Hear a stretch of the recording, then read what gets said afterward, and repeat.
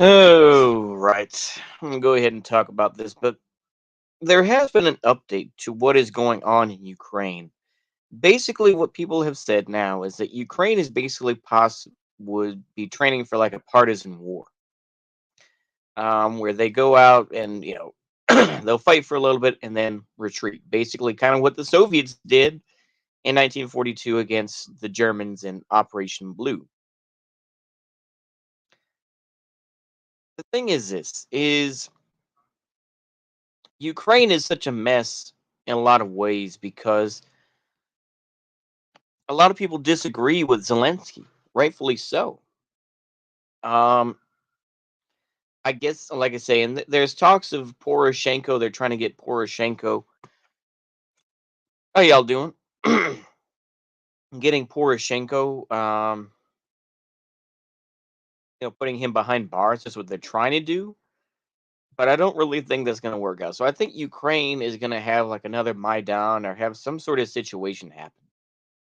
It's going to be a mess. And like I say, and people talk about, oh, Russia's going to invade. Oh, this and that. That's fear mongering, in my opinion. It's fear mongering. I really don't think, like I say, I mean, I also saw another video today where they're like, oh, well, they're going to put more sanctions on Russia. It's like, why? It's like, you see that the EU is clearly not, it's like the EU, I mean, Germany in particular, they rely on on Russian gas. They rely on Russian gas to keep them going. So no, niet. That's all I can tell you. Niet. Why would the EU want to get involved? They rely on Russia. They rely on them. So, like I say, nobody else is going to provide the gas required. Yeah, Ukraine. Yeah, Ukraine's corruption is open. Yeah, different oligarchs fighting each other. Some loyal to Russia, some loyal to the West. Absolutely. Yeah.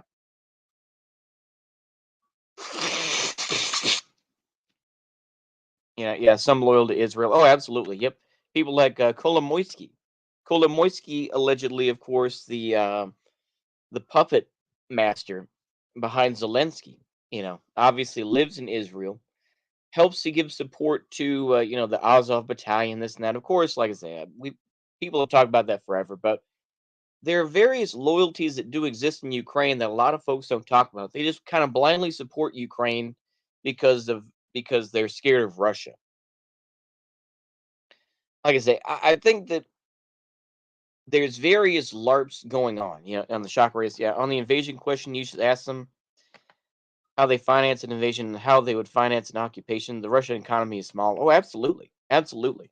Um, like I say, there are a lot of different factions that exist within Ukraine, and even within the DPR, the Donetsk People's Republic, and the Luhansk People's Republic, and Russia.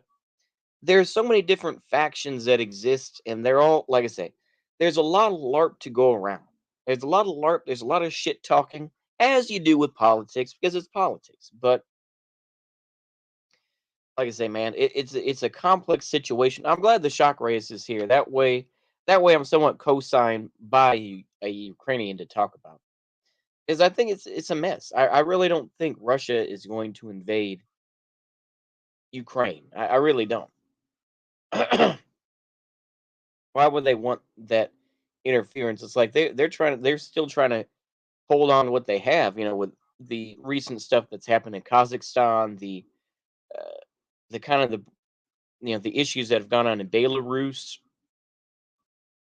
Why would the Russians want to deal with that? Also, the continued um, actions in Syria as well. Like I say, Russia's got plenty of other stuff going on. Like I say, people are really trying to. I still support the idea that Ukrainians are distinct people that deserve a homeland. The situation today is bad, but it's been worse. Oh, absolutely, yeah. But I'm Sigma Alpha Shroom Pill Dark Cell Evil Max and Deranged Demented Patrick Bateman Big Chungus Groiper. Oh yeah, well we've been there. Yeah, leaders are all shit. Oh yeah, no, I agree. There's a lot of factions that are happening. Like I say, I think people blindly support these moves because they're just like, you know, it's not so much that they like Ukraine, it's that they don't like Russia. Yeah, about Azov, there's been some evidence to show that many of the members are Russophones and have ties to Eurasian orgs. Even the Svoboda Party, sorry, and took money from Yanukovych. Really? Huh. Interesting. There's so much about Azov that people don't know. It's just I don't know. It's just I like I said, it's easier just to be like, you know what? I'm gonna keep my hands off Azov because it's just such a cringe organization, in my opinion. Anyway, it's such a cringe thing, and you're just like, okay, you know. But yeah, various factions. It is a messy thing with Ukraine. But I think here in the United States we simplify it to Russia bad, defend Ukraine, not because we care about the people, but because we got to protect Europa. It's like why would Europa want to do anything? Why would the why would Russia want to hurt the people that they're getting money from? Why would they do that? It's like, yeah, I mean, now that the pipeline is open, why would they care? Yeah, why would they do that? Why would they purposely hurt themselves? Why would they do that? It doesn't make any sense to me. With the Nord Stream 2 now coming up, very strong. Let's see. GOP pushes Germany to stop Nord Stream 2 over Russia's threat to invade Ukraine. They're not going to. They're going to be like, "No, fuck you. We have to keep our people warm."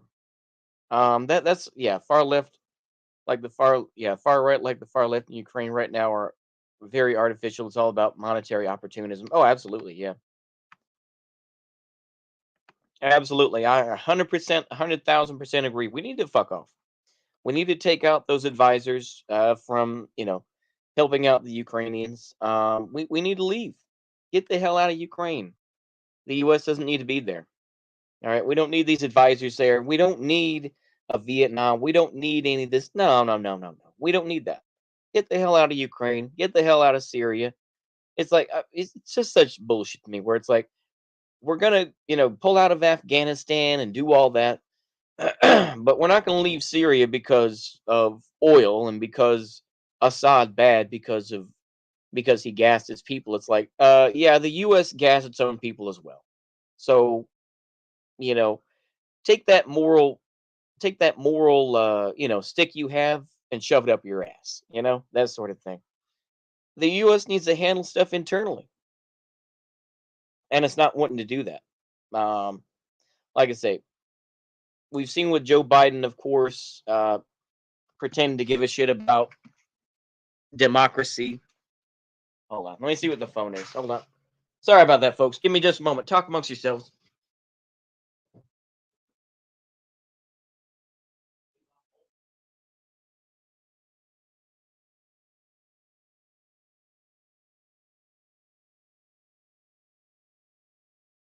All right. Okay, back to what I was saying. But yeah, it's a messy thing, man. Yeah. If the government didn't have such a shit response to Crimea and Donbass, those Azov guys wouldn't have so much power. Might have been destiny. Yeah, that is true. Yeah.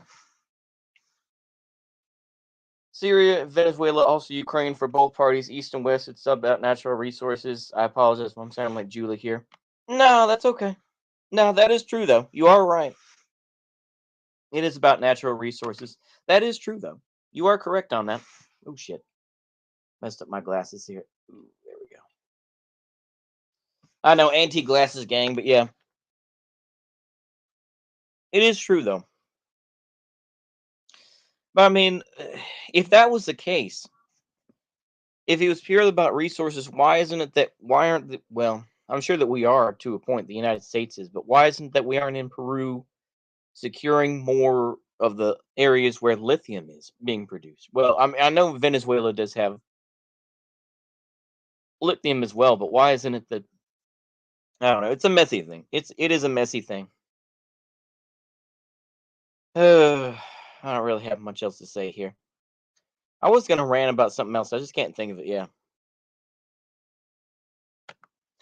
Literally, what are the benefits for America to join in and for the neocons and neolibs that are advocating a total war against Russia? The same neocons and neolibs must be forced to conscript. Oh, absolutely. They're not going to because they're ultimately the type of folks who are just like, yeah, we support America and all this sort of thing, but we don't like, yeah. Stable Libya means migration slows down. Absolutely. That is true too.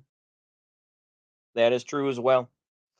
There's a larger picture at hand. There is. Like I say, the United States is in such a bad position. Um, we're reaching Carter administration levels of inflation.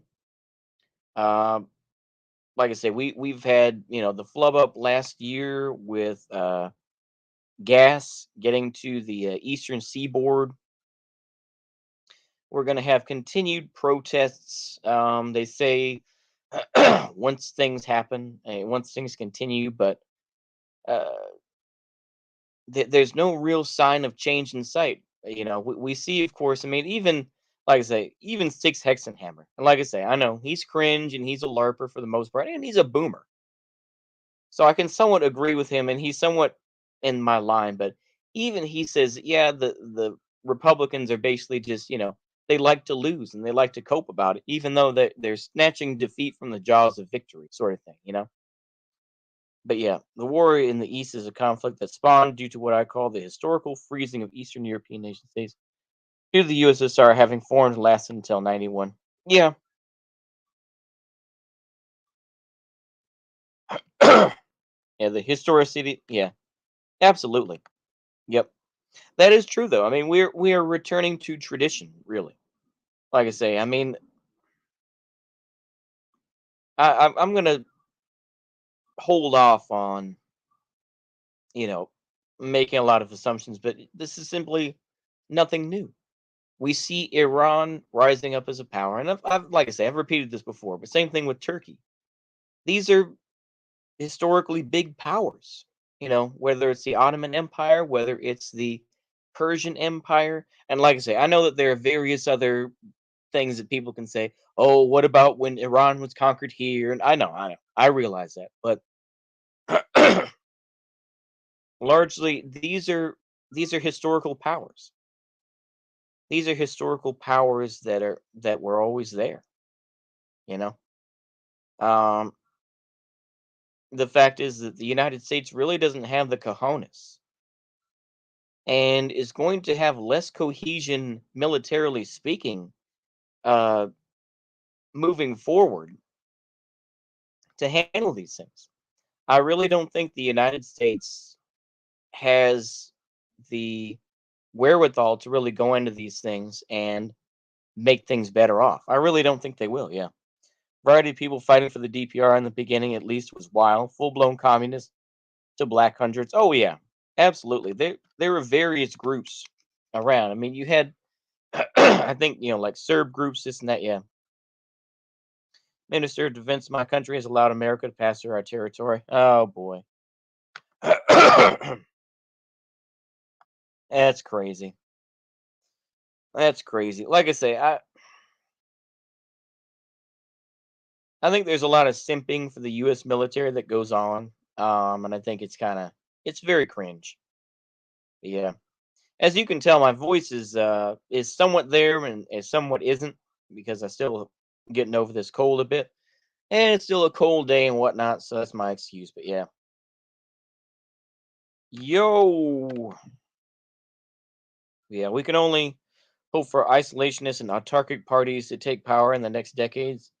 But this might be idealist false hope for my part. Yeah, unfortunately so. I mean, I don't disagree with you. What I will say is that, yeah, unfortunately, I think there will be, like I say, the United States requires so much to keep it going, just to keep the lights on. The United States requires so much just to keep the lights on that they have to be involved with everybody else's business just to keep their own shit going, you know? Um, so yeah, I don't know. It's one of those things that it's been building up and building up. And now that we've seen, like I say, the various issues occur in these former Soviet republics and these, this attempt to try to promote some sort of bullshit, it's just ridiculous. Yeah. I take the position communists had during World War One. It's not my fight. Oh, absolutely. No, I agree. Probably cyanide again, but who knows? Yeah, I have that feeling too.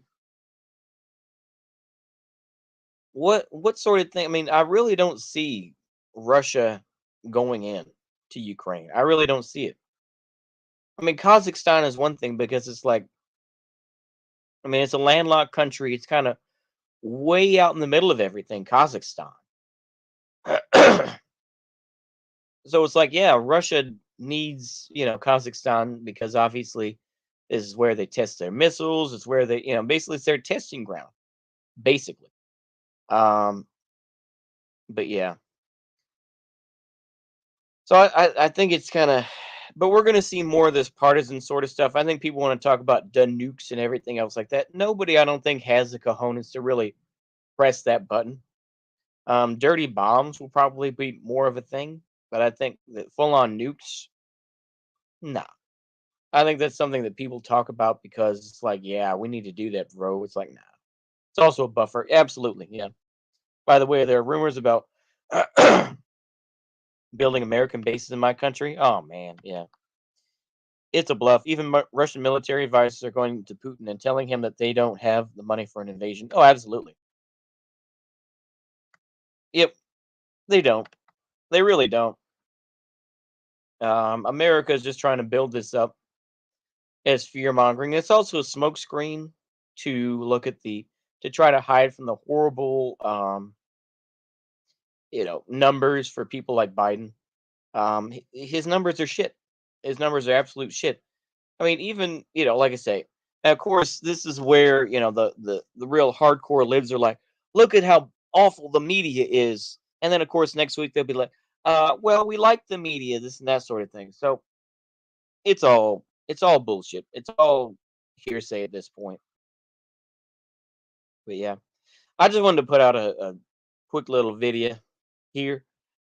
What else was I gonna say? I mean, I talked about partisan war, this and that. I was gonna there are some other schizo thoughts I had, but I don't think they're really that worth it. But yeah, was with Belarus and Poland though. I think that's kind of been tampered down. I think that, like I say, ultimately that was kind of a the human rights potential of that. Nobody cares about, you know. Oh, Slovakia. Oh, okay. Slovakia. Oh boy. Oh, mama. Yeah, the whole Belarus Poland thing kind of dissipated. Um, like I said, a lot of those were Kurds, this and that. Uh, I mean, who the hell knows at this point? But that kind of failed and kind of fizzled out into nothing. So yeah, I really don't think there's that much else I wanted to say. Is there anything else y'all want me to comment on? Any sort of other shit happening? There's always something going on, but it's just whether or not it'd be interesting. But yeah, like most Eastern European armies, the special forces are top notch, but the average conscript is underpaid and undertrained. Oh, absolutely. Yeah, that's true. Yeah, that's about it though, really. I just figure I'd put this out right quick just so I can have something to come out. I'll leave this up just for a little bit while y'all can comment back and forth just for a minute. But y'all doing okay? It's kind of a definitely a cold time here. And luckily cold here usually just means winds blowing and, no precipitation at all. So it's just, we get the worst of everything. But yeah, well, yeah. I think that's about it though. Oh, there you go. I think that's about it though. I'll go ahead and wrap this stream up. Hopefully y'all enjoyed that. So see you later. Goodbye. Sorry to make it so abrupt. I'll give you a couple minutes to kind of figure things out, but I think that's about it. Hopefully y'all enjoy, and like I say, I will try to give it a couple more days before I stream again or whichever. But yeah, see you later, everybody. Goodbye.